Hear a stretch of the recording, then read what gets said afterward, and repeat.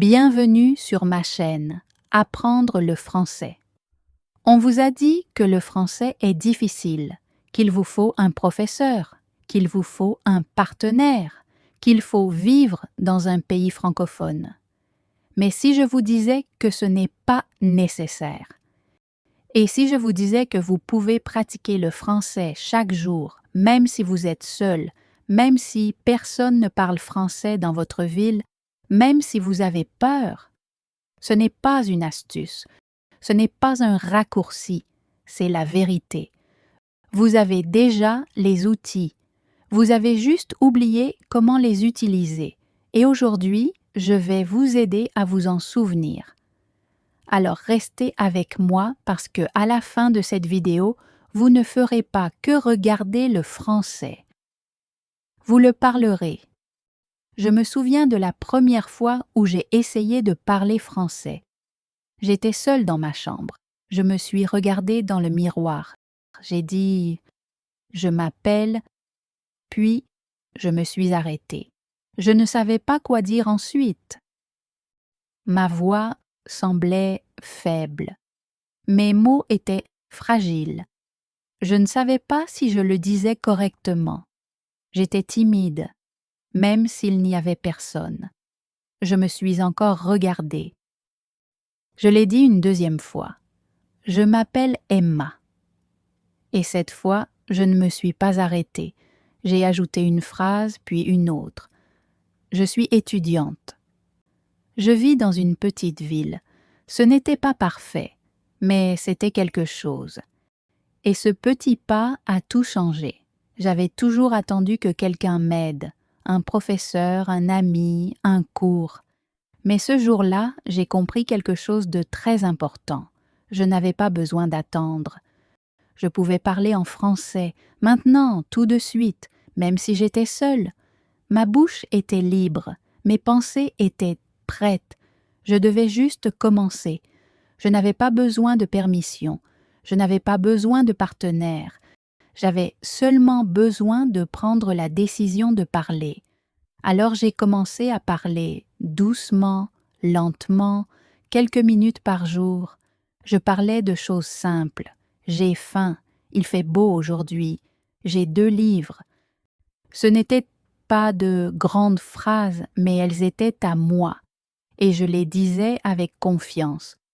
Je les répétais encore, et plus je parlais, moins j'avais peur. Au début, c'était étrange. Je regardais autour de moi. Est-ce que quelqu'un m'écoute? Est-ce que quelqu'un va rire? Mais il n'y avait personne, juste moi. Et j'ai compris que c'est la meilleure façon de commencer. Personne pour juger, personne pour m'arrêter. Je pouvais faire des erreurs. Je pouvais recommencer. Je pouvais pratiquer à voix haute, comme les enfants quand ils apprennent à parler. Je marchais dans la maison en parlant. J'ouvrais la porte et je disais « J'ouvre la porte ».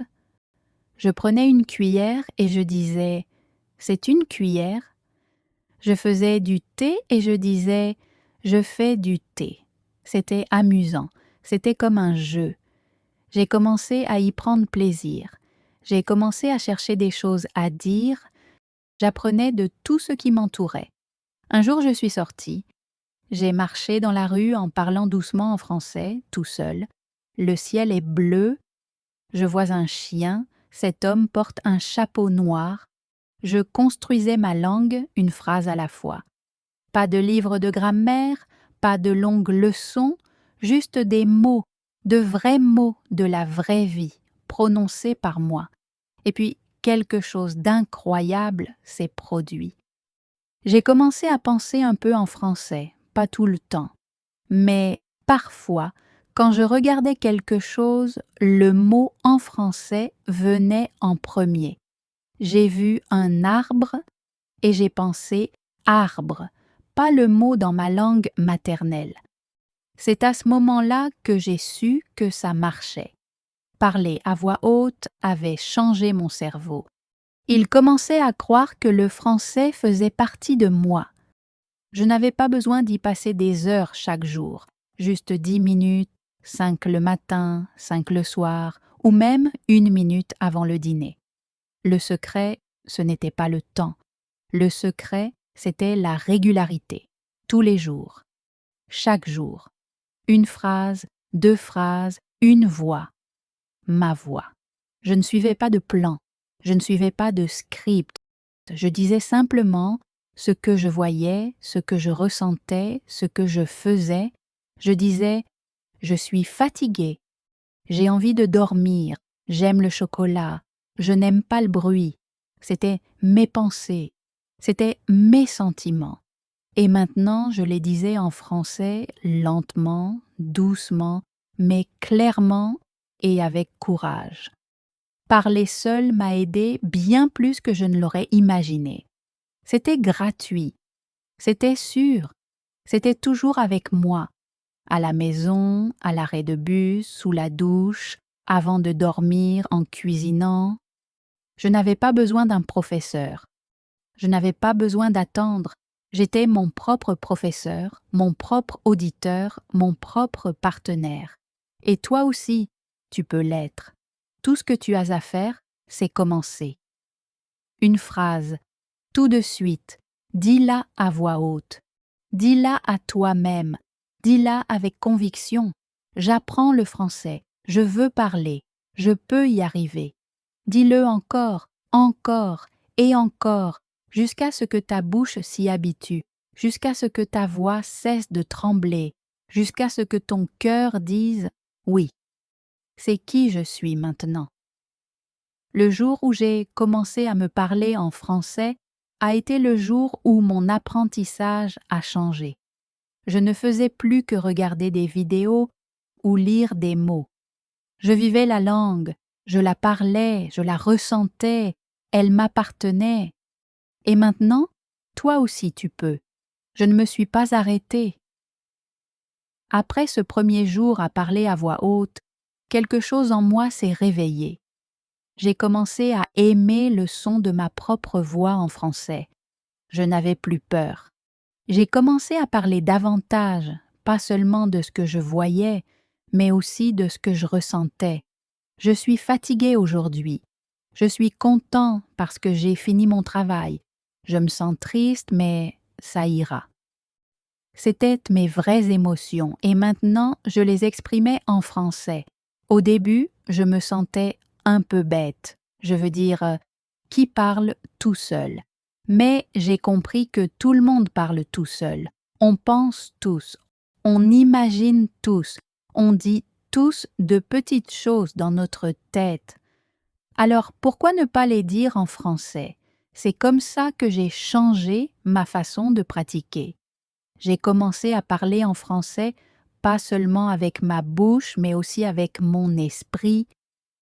J'ai commencé à penser en français. Je marchais dans la pièce en décrivant tout ce que je voyais. C'est ma chaise.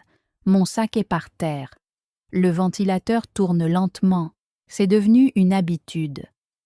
Chaque fois que je voyais quelque chose, je le nommais en français. Quand j'ouvrais un tiroir, je disais « Ce tiroir est plein de papier ». Quand je prenais un livre, je disais « C'est mon livre de français ». Quand je regardais par la fenêtre, je disais « La rue est calme ». Chaque petite chose devenait une occasion de parler. Et je ne me suis pas arrêtée là. J'ai aussi commencé à me poser des questions. Qu'est-ce que je veux manger? Où est mon stylo? Est-ce que j'ai terminé mes devoirs? Puis, je répondais à mes propres questions. Je veux manger du riz. Mon stylo est sur la table. Oui, j'ai fini mes devoirs. C'était comme avoir une petite conversation avec moi-même. Et devine quoi? Ça a marché. Ça a vraiment marché. Ma confiance a grandi. Je n'attendais pas quelqu'un pour pratiquer avec moi. Je suis devenu mon propre ami français. Quand je ne pouvais pas dormir, je me racontais une petite histoire en français. Quand je cuisinais, j'expliquais les étapes en français. Maintenant, je coupe les oignons. Maintenant, je fais bouillir l'eau. Maintenant, je mélange les épices. Ces phrases peuvent sembler simples, mais elles ont fait une grande différence.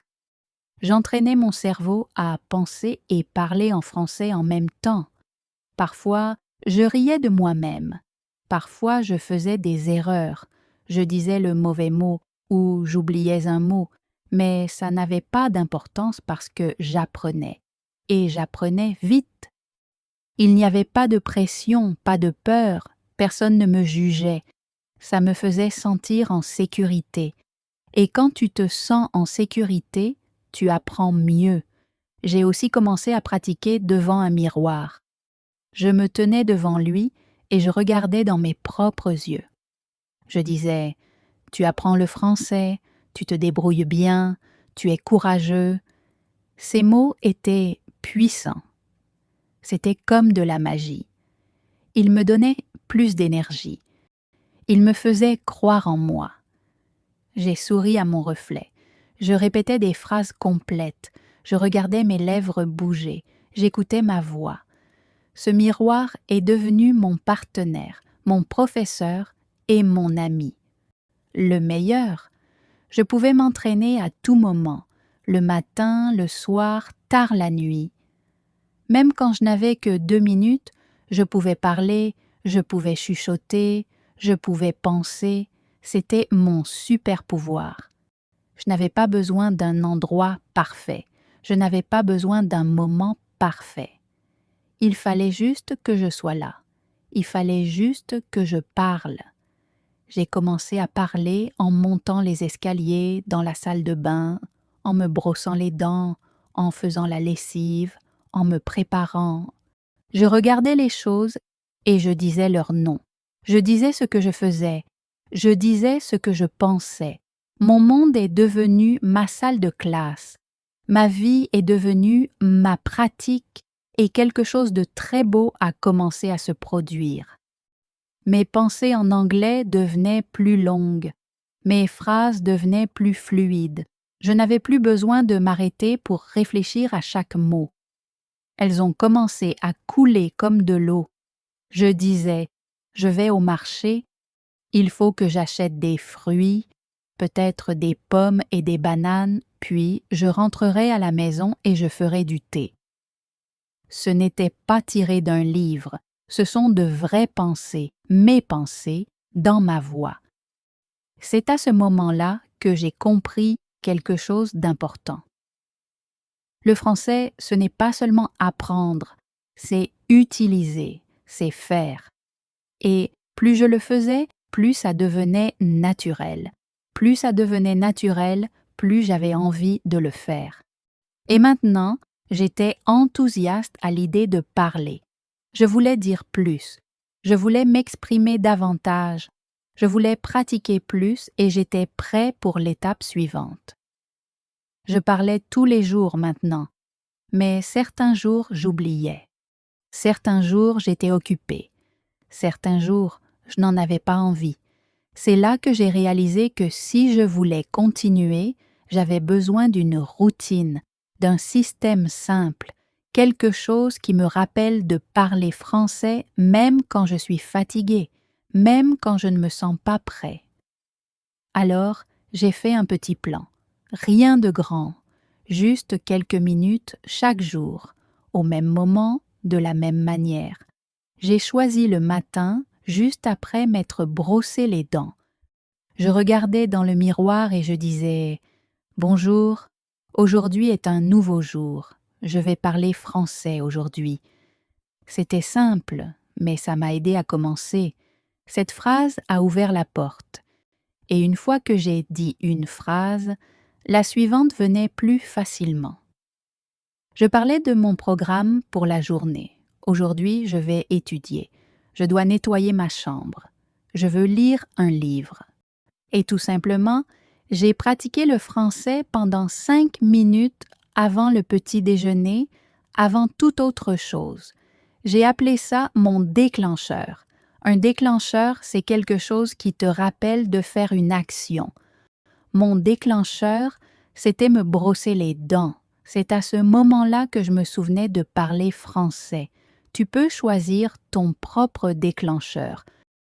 Peut-être que c'est quand tu fais du thé, ou quand tu ouvres ton cahier, ou quand tu déverrouilles ton téléphone. N'importe quel petit moment que tu fais tous les jours, attache ta pratique du français à ça, fais-en partie de ta routine. Ce n'est plus un choix, c'est juste quelque chose que tu fais. Après quelques jours, c'est devenu naturel.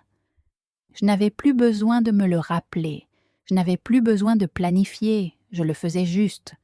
Je me brossais les dents, puis je parlais. Je faisais du thé, puis je parlais. Je faisais une promenade, puis je parlais. L'habitude grandissait et je la sentais. Ma bouche était plus rapide, mes mots venaient plus vite, ma voix était plus forte. Je ne forçais plus, c'était devenu automatique. J'ai aussi fait un autre changement. J'ai utilisé mon téléphone pour m'aider. Chaque fois que j'ouvrais mon téléphone, je devais dire une phrase en français. Ça pouvait être n'importe quoi. Je veux vérifier la météo. Laisse-moi regarder mes messages. Je vais regarder une vidéo. C'était si facile, si rapide, mais tellement puissant parce que j'ouvrais mon téléphone plusieurs fois par jour. Et chaque fois, je pratiquais un peu. Ce petit changement a fait une grande différence. Ça m'a fait penser plus en français, ça m'a fait parler plus, et le meilleur, c'est que je n'avais pas besoin de temps supplémentaire. Je n'avais pas besoin de m'asseoir pour étudier. Je pratiquais pendant la journée en vivant ma vie normale. Je n'avais pas à arrêter ce que je faisais. J'ajoutais juste le français à ce que je faisais déjà, et c'est ça le secret. Tu n'as pas besoin de 2 heures par jour. Tu n'as pas besoin de longues leçons. Tu as juste besoin de petits moments. 5 minutes ici, 1 minute là. Et si tu fais ça tous les jours, ça s'accumule. Ça devient une partie de toi. Ça devient ton habitude, ton système, ta manière. J'ai aussi créé un petit défi pour moi-même. Je l'ai appelé la règle des 10 phrases. Chaque jour, je devais dire au moins 10 phrases en français à voix haute pour moi-même. Peu importe où, peu importe comment, juste 10 phrases. Certains jours, j'en faisais plus. Certains jours, seulement 10, mais je n'ai jamais sauté. Et petit à petit, ces 10 phrases sont devenues 20, puis 30, puis des conversations complètes tout seul. Certains jours, je me donnais même de petits sujets. Parle de ton petit déjeuner, décris ta chambre, raconte une histoire d'hier, et je l'ai fait. J'ai fermé les yeux et j'ai imaginé que je parlais à quelqu'un. J'ai imaginé son visage. J'ai imaginé ses questions et j'ai répondu. Je parlais. J'expliquais. Je pratiquais et je m'améliorais. J'étais fière de moi. Je faisais quelque chose de réel, quelque chose de puissant, et je n'avais pas besoin d'attendre quelqu'un. Je n'avais pas besoin d'un partenaire. Je n'avais pas besoin d'une phrase parfaite. Il fallait juste que je continue à me présenter, à pratiquer, à parler, et jour après jour, ma routine devenait plus forte. Mon déclencheur devenait plus clair. Mes phrases devenaient plus longues. Mon français s'améliorait et j'étais enfin prêt à m'écouter, à vraiment entendre comment je sonnais. Un matin, après avoir dit mes 10 phrases, je me suis arrêtée et je me suis posé une question. Comment est-ce que je sonne? J'étais curieux, je parlais tous les jours, je me sentais mieux. Je parlais plus vite, mais je ne savais pas vraiment comment je sonnais. Alors j'ai ouvert l'enregistreur vocal de mon téléphone. J'ai appuyé sur le bouton rouge. J'ai dit « Je m'appelle Emma, je vis dans une petite ville. J'aime apprendre le français, je veux mieux parler. » Puis je me suis arrêtée. J'ai appuyé sur lecture et j'ai écouté. Au début, j'étais nerveux. Ma voix semblait étrange. J'entendais des erreurs, j'entendais des pauses. Ça ne me plaisait pas. Je me suis demandé Est-ce que je sonne vraiment comme ça? Mais j'ai continué à écouter. Je ne me suis pas arrêtée. J'ai réécouté et quelque chose a changé.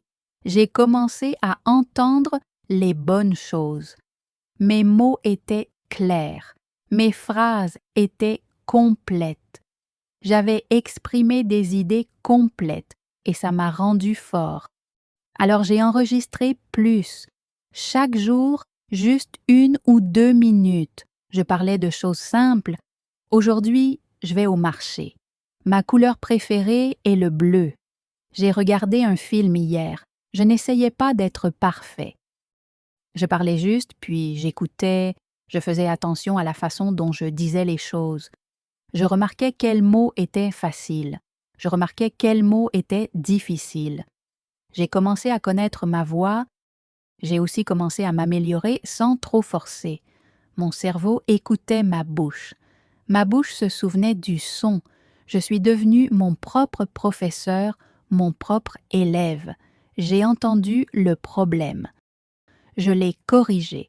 J'ai entendu les progrès. J'étais fière.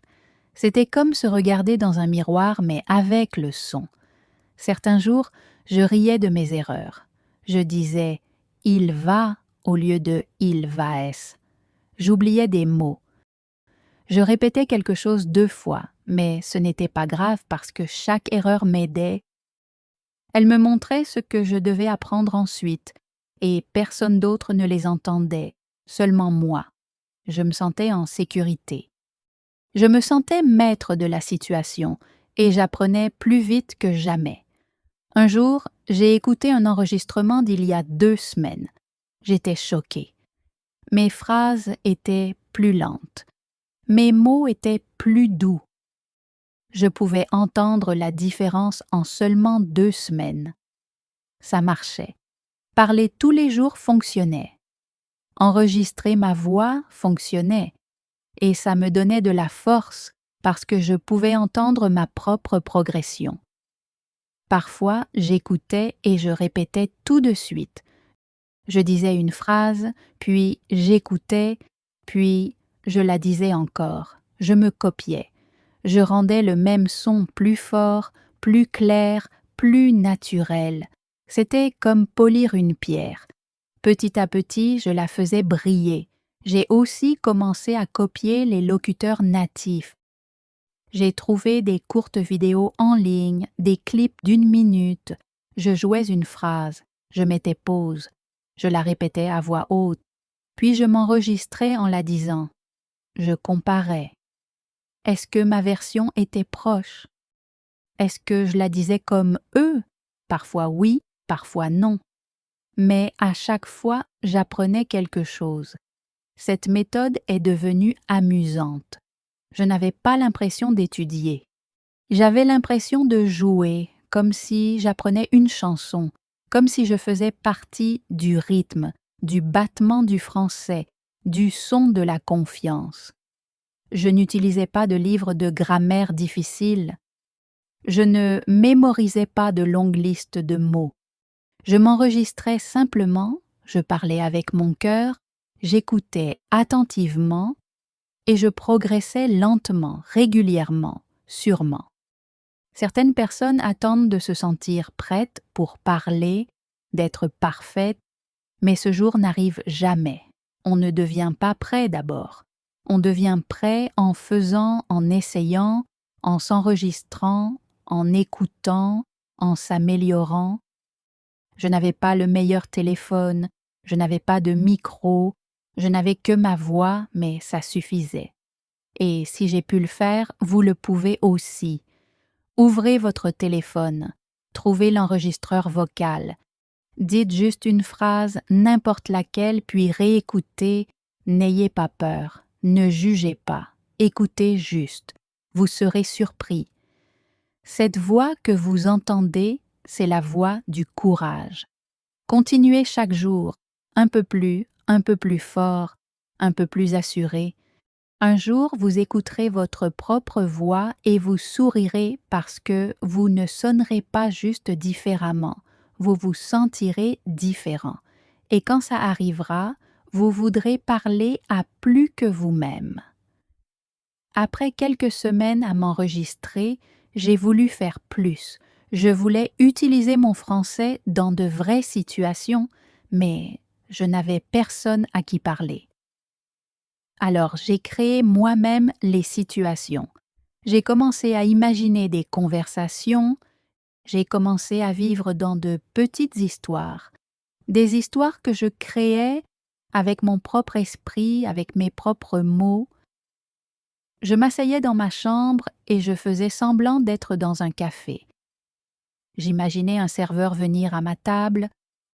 Je regardais une chaise vide et je disais « Bonjour, je voudrais un café s'il vous plaît ». Puis, j'attendais la réponse dans ma tête. Je répondais aussi « Bien sûr, voulez-vous du lait et du sucre ?»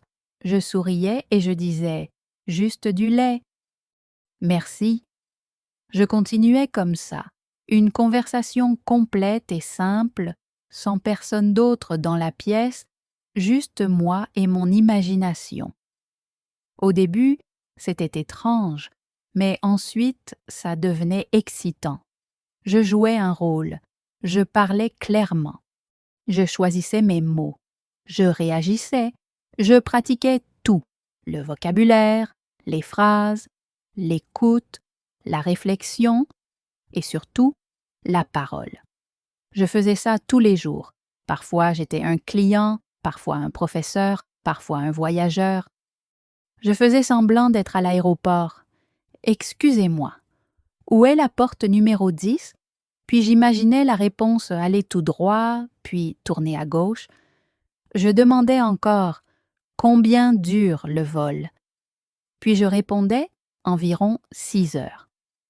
Ces petits moments me donnaient de l'énergie. Ils rendaient pas le français réel. Et le mieux, c'est que je n'avais besoin de rien.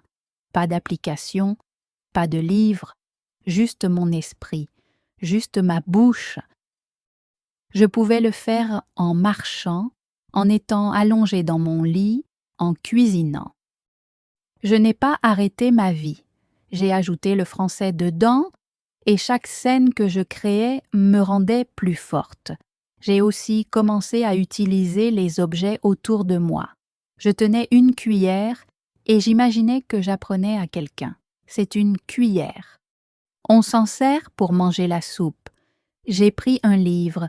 Ce livre est intéressant. Il parle d'histoire. Je montrais l'horloge. Il est 15h30 de l'après-midi. Je dois y aller maintenant. Je regardais la porte. Peux-tu ouvrir la porte pour moi? Je posais la question puis j'y répondais moi-même. Bien sûr. Voilà. J'ai transformé ma chambre en scène. J'ai transformé mes objets en outils. J'apprenais en vivant. Ça m'a rendue courageuse. Je n'avais plus peur de parler parce que je parlais déjà tous les jours. Et quand on fait quelque chose tous les jours, ça devient normal, ça devient facile. Même quand je faisais des erreurs, je ne m'arrêtais pas. Je souriais et j'essayais encore. Je savais que je m'améliorais. Je le sentais. Un soir, je suis allée me promener. Je suis passée devant un magasin et j'ai regardé la vitrine. J'ai imaginé une scène. J'ai dit « Excusez-moi, combien coûte ce sac ?» J'ai fait une pause. J'ai répondu « Il coûte 20 €. Puis j'ai demandé « Vous l'avez en noir ?» Je souriais en marchant. Les gens autour de moi ne savaient pas. Mais moi, j'avais une conversation entière en français dans ma tête et parfois à voix haute. C'était ma chose préférée.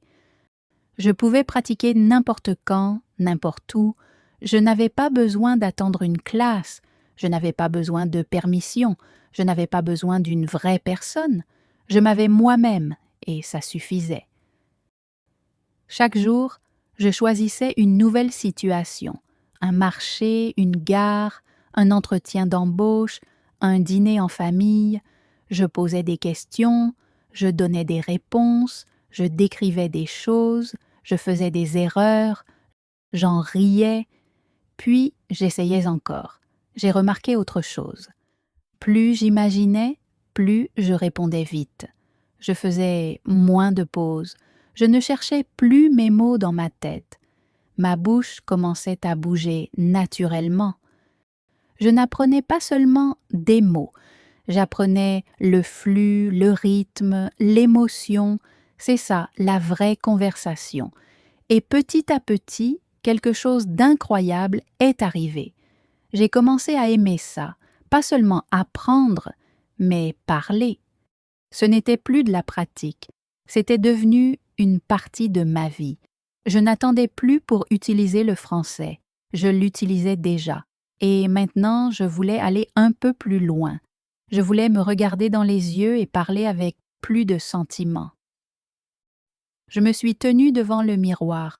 Je me suis regardée, pas seulement mon visage, pas seulement ma bouche, mais mes yeux. Je suis restée immobile. J'ai pris une profonde inspiration et j'ai dit « Tu peux le faire ». Au début, j'ai chuchoté. Ma voix était douce. Je n'étais pas sûre, mais je l'ai dit encore une fois. « Tu peux le faire ». Puis encore, un peu plus fort. « Tu apprends le français et tu te débrouilles bien ». Je me suis regardée dans les yeux et j'ai continué. « N'aie pas peur, continue de parler, continue de pratiquer, continue d'avancer. » Je ne faisais pas que parler. Je ressentais chaque mot. Ce miroir est devenu mon partenaire. Il ne me jugeait pas. Il ne riait pas. Il ne me corrigeait pas. Il écoutait simplement, et je voyais quelqu'un de fort dans ce miroir, quelqu'un de courageux, quelqu'un qui essayait. J'utilise ce miroir tous les jours, le matin, le soir, tard la nuit. Je pratiquais des phrases complètes. Je suis fière de moi, j'apprends chaque jour. Je ne suis pas parfaite, mais je m'améliore. Je les disais avec force. J'ajoutais de l'émotion. J'utilisais mes mains, mon visage, mes yeux. Je souriais quand je disais des choses positives. Je fronçais les sourcils quand je parlais de problèmes. Je ne pratiquais pas seulement les mots, mais le sentiment derrière les mots. Ça a tout changé. Parce que le français, ce n'est pas qu'une langue, c'est une émotion, c'est une voix, c'est tout le corps. Quand tu parles à quelqu'un, tes yeux parlent aussi. Tes mains parlent aussi. Ton sourire parle aussi. Alors, j'ai pratiqué tout ça. Devant ce miroir, je suis devenu l'acteur, le professeur, l'apprenant. Je disais, aujourd'hui, je me sens fatigué, mais je vais quand même pratiquer. Je disais, je n'ai plus peur. Je deviens plus forte et c'était vrai. Je pouvais le voir, je pouvais l'entendre, je pouvais le ressentir. J'ai commencé à utiliser des questions. Je regardais dans le miroir et je disais « Comment ça va aujourd'hui ?» Puis je répondais « Ça va bien, merci. Et toi ?» Je souriais encore et je disais « Je vais très bien. Parlons un peu. » Puis je parlais de tout, de ma journée, de mes sentiments, de mes projets. Je faisais semblant de parler à un ami. Je faisais semblant que cet ami, c'était moi.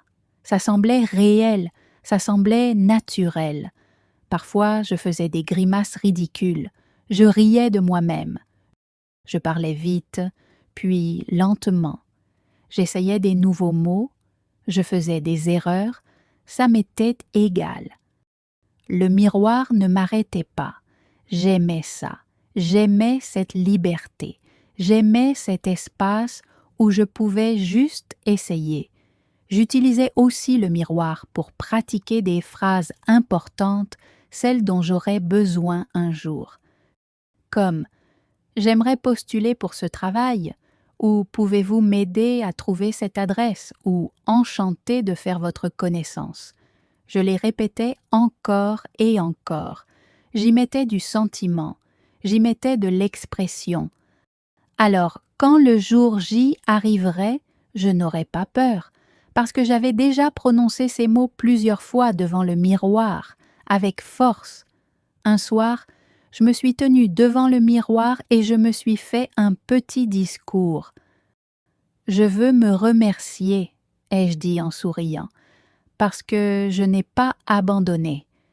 J'ai commencé petit, j'ai parlé un peu et maintenant je parle plus.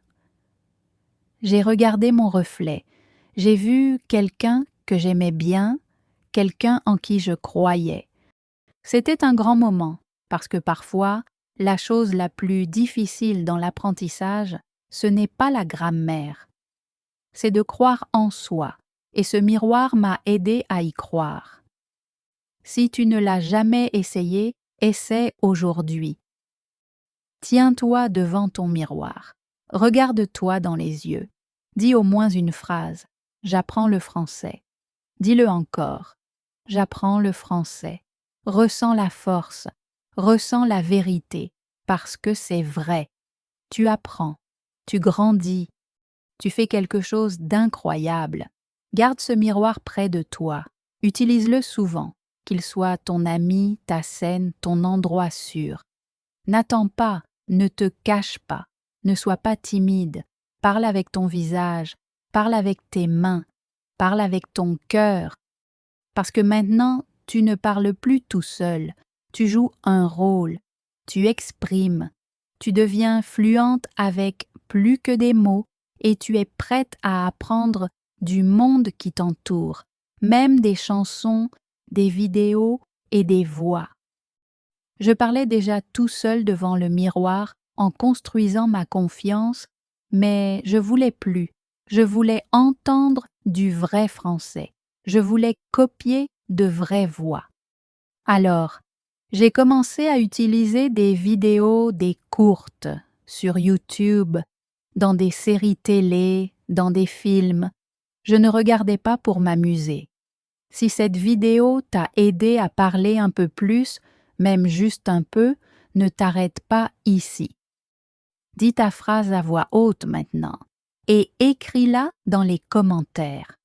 Construisons cette habitude ensemble, un mot, une voix, un apprenant à la fois. N'oublie pas d'aimer cette vidéo, de t'abonner à la chaîne et de la partager avec quelqu'un qui se sent seul dans son apprentissage du français. Tu as déjà tout ce qu'il te faut, tu as déjà commencé. Maintenant, continue. Ta voix en français t'attend.